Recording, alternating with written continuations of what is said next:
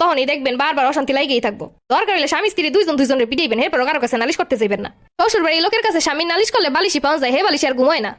তুমি যে আমার গায়ে হাত তুললা, তোমার ফ্যামিলির আমি কমই কমো। দেও গিয়ে তাতে আমার কি? তুমি আমার সাথে এরকম করবার, আমি চুপ করে সহ্য করে যাবো? আমি তোমার ফ্যামিলির কাছে এখনই ফোন দিব, আর কমো আমি চলে যাবো, আমি এর লগে থাকবোই না। তুমি আমার সাথে এতগুলো দিন যা করছো আমি কিছু কই না, মুখ বুঝে সহ্য করে গেছি। আর না হে করিবার আমি কমই কমো। হ্যালো, আম্মা আমি আপনার ছেলের লগে আর থাকতে পারুম না। হ্যাঁ আমার গায়ে হাত তুলছে ছোট একটা বিষয় নিয়ে। কেন কি হইছে যে গা তুলছে?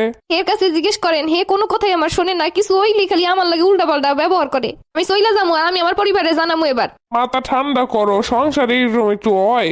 হ্যাঁ আমার লগে ভালো করে কথাও কয় না, কোনো কিছু একটু এদিক দিয়ে ওদিক হইলে শুরু করে সিলেসিলি। বেড়া মানুষ একটু চাকরি বাকরি করে বাইরে থাকে, মাথা তো একটু গরম থাই।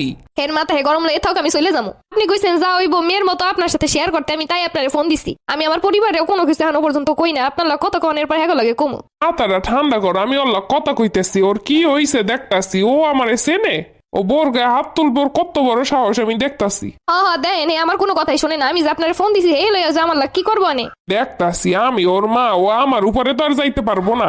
হ্যালো, মা কেমন আছো? আসি বালা আসি, কমে ঘরে তুই? মা।